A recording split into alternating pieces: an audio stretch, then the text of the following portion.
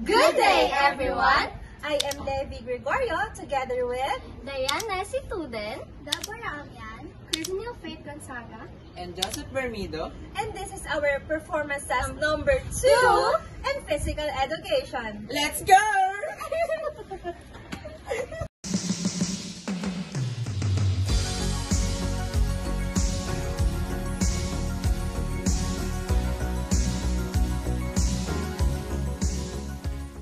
The mountain that we are going to climb is Mount Pinatubo. It is an active stratovolcano in the Zambales Mountains in Luzon in the Philippines. Located on the tri-point of Zambales, Tarlac, and Pampanga provinces. Most people were unaware of its eruptive history before the pre-eruption volcanic activity in early 1991 that caused a widespread devastation. Mount Pinatubo is located about 55 miles or 90 kilometers northwest ng Manila. Ito ay may taas na 4,800 feet or 1,460 meters prior to its eruption. It was actually a dormant giant for 500 years, not until it erupted in June 1991. Gayunpaman, Mount Pinatubo is considered a minor climb with 2 out of 9 difficulty and a Class 1 trail type. Ang masukal na kagubatan ng Pinatubo ay ang siyang tahanan ng libo-libong indigenous Aitas na nakatira doon.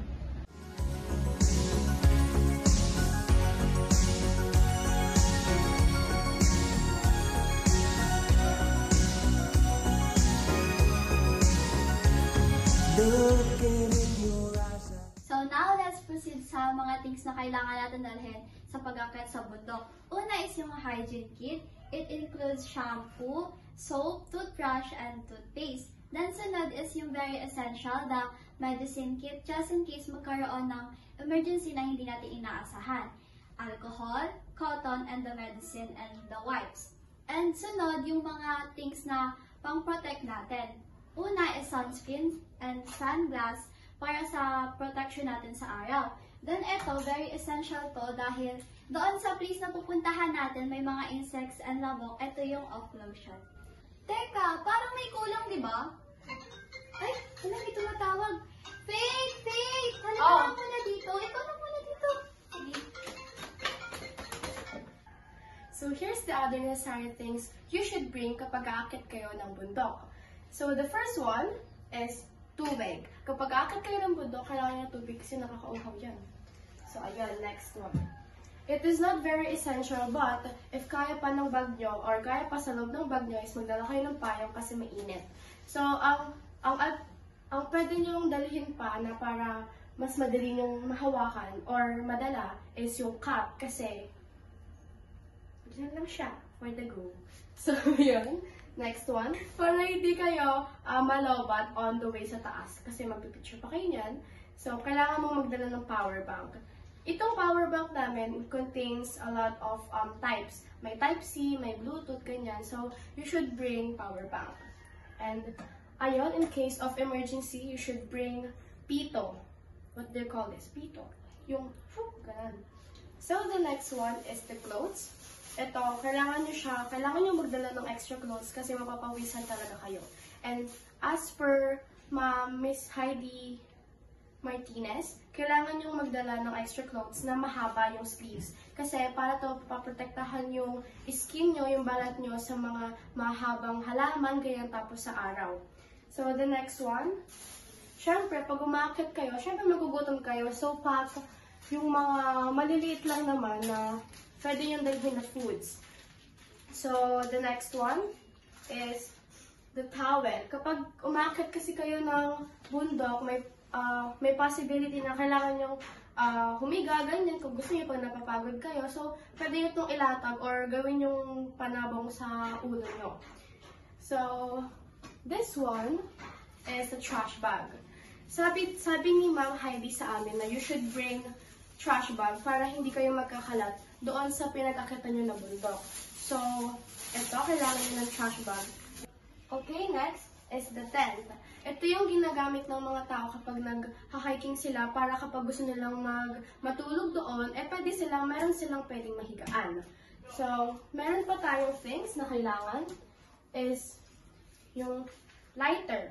Ito yung ginagamit para masindihan kapag magluluto kayo ng foods. Like, ganyan. Kapag ilalagay mo siya sa may kahoy, syempre aado na yan. Para mas madali yung access nyo sa apoy, hindi na kailangan mag-kiss-kiss ng mga kahoy. So, ayun, kapag magluluto kayo, syempre kailangan nyo ng kaldero. Ito. Ayan. Pwede nyo siyang paglutuan ng kanin, pwede kayo magsayang dito, or pwede kayo magluto ng ulam nyo. So, kailangan nyo muna siyang paghandaan talaga. So, kapag maghahanda kayo ng dadalhin nyo, kailangan nyo ng backpack para magkaroon kayo ng easy access at madali lang siyang dalhin. So, kailangan nyo pagsama-samahin yung lahat dito at mapagkasya nyo. So, ayun, good luck sa inyong hiking. So now, let's proceed to backpacking. So, ang una natin ilalagay sa bag ay ang towel. Dapat kapag ilalagay nyo to, dapat naka-roll siya kasi para hindi siya nakakakuha ng space sa ibang gamit. Next naman ay ang clothes. Dapat, ang mga nakalagay lang sa pinakailalim ng bag, yung mga hindi mo kagad kailangan gamitin para hindi siya kalat-kalat or para organize siya kapag kukuha ka ng ibang gamit. Sunod naman ay ang wipes. Sunod naman natin ilalagay ang med kit or hygiene or tsaka yung mga hygiene kit. Kasi syempre ito naman talaga yung madalas nating kagad ginagamit kapag mag-hiking. Sunod naman ay ang mga foods. So syempre dapat nakahiwalay siya sa mga med kit or hygiene kit yung mga foods. Dito na lang siya sa kabilang zipper. Next naman ay ang garbage bag. Ilalagay na lang natin yung garbage bag dito sa gilid para mabilis siyang makuha. So next naman ay ang pito tsaka lighter. Ilagay na lang natin siya sa bulsa para mas madali siyang makuha just in case na may emergency. Bulaga! So, here are the tips and safety procedures when climbing in a mountain. So, the first one is the place. So, before tayong aakyat ng bundok, kailangan alam natin yung lugar na pupuntahan natin. We should do our research before going in that mountain. So, the second one is the route. Dapat alam mo yung pupuntahan nyo paakyat ng bundok para hindi kayo maligaw. So, the third one is weather. So, dapat alam natin yung weather forecast ng time kung saan tayo aakyat. Kasi para prepared tayo kung ano yung mga weather conditions na ma-encounter natin. So, the fourth one is the mental preparation. Kapag na-prepare na yung weather nyo, okay na yon. You should prepare yourself too. Kapag aakyat kayo ng bundok, dapat prepared yung utak mo mentally para kapag aakyat kayo ng bundok, walang maging problema.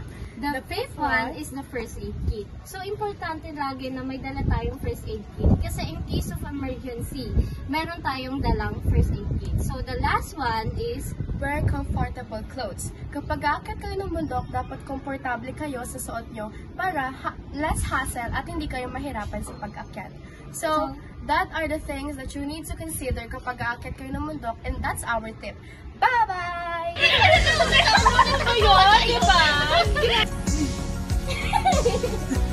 Kaya pa today. Ay, hindi ma, sumabog yung mga dala mo. Dala lang. Yes, camera ba? Kaway! Hi guys. Bye!